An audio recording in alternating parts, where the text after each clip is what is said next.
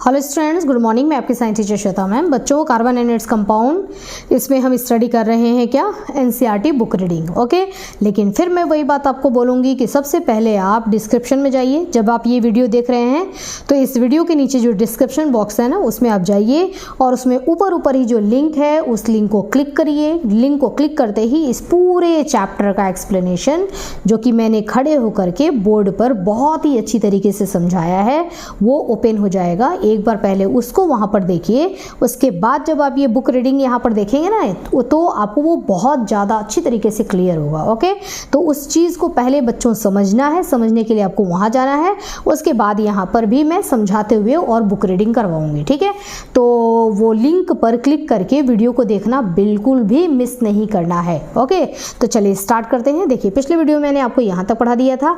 अब हम पढ़ने जा रहे हैं होमोलोगस सीरीज। ठीक है, होमोलोगस सीरीज क्या होता है।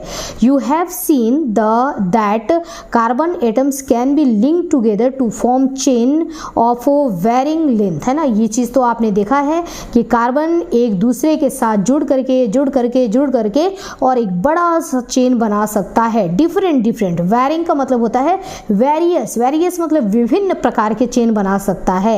इस कैपेसिटी को हम क्या बोलते हैं, इसको हम बोलते हैं catenation property. Okay, these chains can be branched also, और ये चेन ऐसी भी हो सकती है कि एक ऐसा पेड़ जो कि बिल्कुल सीधा जा रहा है ना, स्ट्रेट चेन भी हो सकती है, और एक ऐसा पेड़ जिसमें कि शाखाएं निकली हों, है ना, तो ब्रांच्ड चेन भी ये बना सकता है। ये सब खासियत है किसकी, कार्बन की। इन एडिशन हाइड्रोजन एटम और other atoms are these carbon chain can be replaced by any of the functional group that we saw above, है ना, जो कि हमने ऊपर देखा। इसमें अभी ऊपर वाले जो हमने पढ़ा था तो हमने देखा था इसमें कि कार्बन हाइड्रोजन का भी केवल चेन हो सकता है, या ऐसा भी हो सकता है कि हाइड्रोजन को हटा करके रिप्लेस करके उसके जगह पर दूसरे कोई एलिमेंट्स आकर के जुड़ जाए, जैसे कि हेलोजन आकर के जुड़ जाए, ऑक्सीजन जुड़ जाए, या फिर ये भी हो सकता है कि उनको हटा करके फंक्शनल ग्रुप आकर के जुड़ जाए। ठीक है, तो ऐसा रिप्लेसमेंट भी हो सकता है। The presence of a functional group such as alcohol decide the properties of the carbon compound. ये मैंने पिछले वीडियो में आपको बताया था कि अगर चेन के साथ एल्कोहल जुड़ा हुआ है तो पूरा चेन वही करेगा जो कि एल्कोहल कहेगा।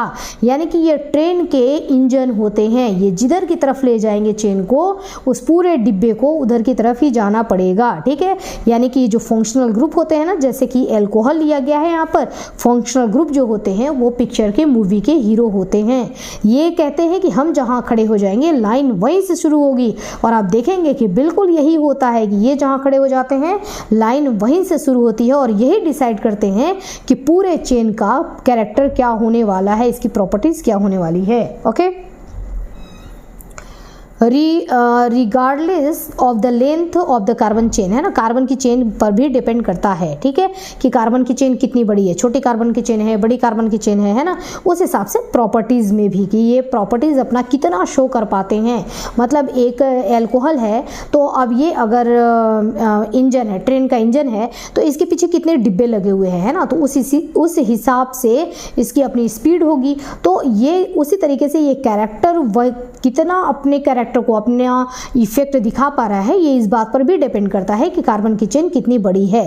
For example the chemical properties of CH3OH। अब यहाँ पर देखो, एक कार्बन है यहाँ पर केवल, है ना, और उसके साथ OH जुड़ा हुआ है, तो ये इसको हम बोलते हैं मेथेनॉल। ठीक है, अब यहाँ पर दो कार्बन की चेन है, ठीक है, और यहाँ पर OH जुड़ा हुआ है, तो OH तो यहाँ पर भी है, OH यहाँ पर भी है, OH यहाँ भी है, OH यहाँ भी है, लेकिन यहाँ पर कार्बन की संख्या 1 है, यहाँ पर कार्बन की संख्या 2 है, यहाँ पर 3 है, यहाँ पर 4 है, तो 1 डिब्बा, 2 डिब्बा, 3 डिब्बा, और ट्रेन में ये 4 डिब्बे यहाँ पर जुड़े हुए हैं। ये है मेथेनॉल, ये है एथेनॉल, ये प्रोपेनॉल, ये ब्यूटेनॉल। ठीक है, आर ऑल वेरी सिमिलर, है ना, सारे के सारे जो होंगे एक जैसे होंगे। क्यों एक जैसे होंगे, क्योंकि सब में OH यहाँ पर जुड़ा हुआ है। हीरो तो हर मूवी का एक ही है ना, तो प्रॉपर्टीज भी इनकी क्या होगी, एक ही होगी। Hence such a series of compound in which the same functional group substitutes for hydrogen in carbon chain chain is called a homologous series. ऐसा कोई भी सीरीज है ना, कोई भी सीरीज, इनको अगर क्रम से हम बैठा देते हैं तो ऐसा कोई भी सीरीज जिसमें कि सेम फंक्शनल ग्रुप हो, ठीक है, सेम फंक्शनल ग्रुप हो या फंक्शनल ग्रुप न भी हो, जरूरी नहीं कि सब में फंक्शनल ग्रुप होगा ही, फंक्शनल ग्रुप हो या फंक्शनल ग्रुप न हो, ठीक है, लेकिन हर एक दो चेन जो है, एक तो ये फंक्शनल ग्रुप अगर है तो सब में सेम फंक्शनल ग्रुप होना चाहिए, ठीक है, और एक और ये है ना, दो की अगर हम तुलना करेंगे तो इन दोनों के बीच में CH2 का अगर अंतर आता है तो ये होमोलोगस, और इनको हमने पूरा इस तरीके से जमा दिया, सबसे पहले इसको, उसके नीचे इसको, उसके नीचे इसको, उसके नीचे इसको, इस तरीके से लाइन से अगर हमने जमा दिया इनको तो ये होमोलोगस सीरीज कहलाते हैं, क्योंकि हर एक चेन में आपको डिफरेंस कितने का दिखाई देगा, इसके में अंतर देखोगे तो CH2 का अंतर दिखेगा, इसमें अंतर देखोगे तो CH2 का अंतर दिखेगा, और हीरो वही है, सेम हीरो है, तो ये सब फंक्शनल ग्रुप एक जो है ये कहलाते हैं होमो मतलब सेम, है ना, सेम सीरीज के, मतलब एक ही फैमिली के ये कंपाउंड कहलाएंगे, ठीक है। अब जरा देखो, यहाँ एक कार्बन है, 3 हाइड्रोजन है, ठीक है, OH तो है ही, हीरो को तो छोड़ दो, तो एक कार्बन और 3 हाइड्रोजन। जरा इसमें देखो, इसमें 2 कार्बन और 5 हाइड्रोजन, तो कितने कार्बन का अंतर हुआ, 1 कार्बन और यहाँ पर 2 कार्बन, तो 1 कार्बन का अंतर हुआ ना, और यहाँ पर 3 हाइड्रोजन और यहाँ पर 5 हाइड्रोजन, कितने हाइड्रोजन का अंतर हुआ, 2 हाइड्रोजन का अंतर हुआ, तो यहाँ पर यानी कि कुल मिलाकर के कितने का डिफरेंस आया, CH2 का, ठीक है, 1 कार्बन और 2 हाइड्रोजन का डिफरेंस है इन दोनों के बीच में, और इन दोनों के बीच में जरा देखो तो यहाँ पर भी 1 कार्बन का डिफरेंस है और यहाँ 5 और यहाँ 7, 2 हाइड्रोजन का डिफरेंस है, ठीक है, तो सब में हीरो सेम है और हर एक चेन में CH2 का अंतर है, तो इसका मतलब कि ये क्या है, होमोलोगस सीरीज है ना, होमोलोगस सीरीज का ये कैरेक्टर होता है कि ये क्या होंगे, सब के सब एक ही परिवार के होंगे। पहली बात, अगर एल्केन है तो सब एल्केन एल्केन एल्केन, एल्कीन है डबल बॉन्ड वाले हैं तो सब डबल बॉन्ड वाले रहेंगे, ट्रिपल बॉन्ड वाले हैं तो सब ट्रिपल बॉन्ड वाले रहेंगे, और हर एक भाई से दूसरे भाई को आप देखोगे तो उसमें आपको CH2 का अंतर दिखाई देगा, ठीक है, तो CH2 का अंतर इस भाई में CH2 का अंतर आपको दिखाई देगा, तो ये कहलाएगा होमोलोगस सीरीज, ओके। और सारे की प्रॉपर्टीज क्या होगी, सेम होगी। सेम प्रॉपर्टीज तो इसलिए हो रही है बच्चों क्योंकि सारे के सारे एक ही फंक्शनल ग्रुप, एक ही फैमिली के हैं, तो जाहिर सी बात है कि प्रॉपर्टीज सेम होगी। Hence such a series of compound in which same, ये हो गया हमारा, है ना, called homologous series. Let us look at the homologous series that we saw earlier in table, है ना, 4.2। If we look at the formula of successive compounds से, ठीक है, अब सक्सेसिव कंपाउंड और देखो यहाँ पर सक्सेस आगे के कंपाउंड और पीछे के कंपाउंड में अंतर देखिए, वही जो मैंने भी आपको समझाया, ठीक है, कि मान लो कि CH4 है और उसके बाद है यहाँ पर C2H6, है ना, तो पहला वाला CH4 है और उसके आगे का जो फैमिली मेंबर है ये दोनों एल्केन है, ठीक है, वो है C2H6, तो इन दोनों के बीच में कितने का अंतर है, तो CH2 का अंतर है, ठीक है, अंतर कितने करेगा, CH2 का अंतर। अब C2H6 है और C3H8 है, ये दोनों भी एल्केन है, एक ही परिवार के हैं, और इसमें भी अंतर कितना है, CH2 का अंतर है। तो अगर CH2 का डिफरेंस दिखाई दे रहा है तो इसका मतलब ये दोनों क्या है, होमोलोगस सीरीज है। What is the difference between the next pair propane and butane, उसमें भी अब इसमें कितने का अंतर होगा, तो प्रोपेन में 3 कार्बन वाले में और 4 कार्बन वाले में भी आपको कितने का अंतर दिखाई देगा, CH2 का, इसका मतलब कि ये होमोलोगस सीरीज है, ठीक है। Can you find out the difference in molecular mass between 2 pair, क्या आप ये बता सकते हैं कि इसके में वजन में कितने का अंतर आएगा, तो भाई CH2 का जब अंतर आ रहा है तो वजन भी तो CH2 वाले का ही अंतर होगा ना, तो एक कार्बन का वजन कितना होता है बच्चों, 12 यूनिट, है ना, 12 यूनिट होता है एक कार्बन का वजन, और एक हाइड्रोजन का वजन होता है 1 यूनिट, तो 2 हाइड्रोजन का हो जाएगा 2 यूनिट, ठीक है, तो 2 हाइड्रोजन, तो यहाँ पे 2 और ये 12 कितने होगा टोटल 14, है ना, तो 14 यूनिट का अंतर आएगा इसमें वजन का, ठीक है। अगर CH2 का अंतर है, एक कार्बन नहीं है और 2 हाइड्रोजन नहीं है, तो मतलब वजन में भी कितने का अंतर है, वजन में भी हमको 14 यूनिट का अंतर दिखाई देगा, ठीक है। अब देखिए यही बात अंदर यहाँ पर बताया होगा आगे, 1 मिनट 12 13 14, हाँ ठीक है।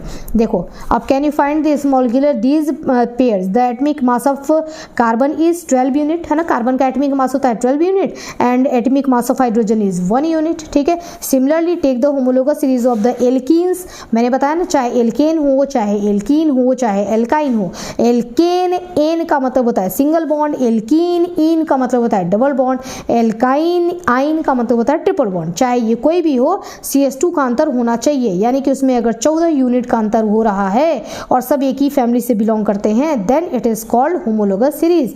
The first member of series is ethene, है ना, पहला होगा एथीन, डबल बॉन्ड लेके चल रहे हैं तो पहला ethene, which we have already come across in section. इसमें हमने देखा था what is the formula of ethene, the successive member have the formula. अब देखो एथीन का फॉर्मूला क्या होता है, एथीन, अब देखो मैं आपको बता रही हूँ, जैसे एथीन हो गया हमारा CH2 डबल बॉन्ड CH2, ठीक है, ये हो गया हमारा एथीन, ओके। अब इसके अगला वाला क्या होगा, तो अगला वाला होगा यहाँ पर CH3 CH और डबल बॉन्ड CH2, ठीक है। इसके अगला क्या होगा हमारा, तो वो होगा CH3 फिर CH2 फिर CH और फिर हो जाएगा हमारा CH2, ओके।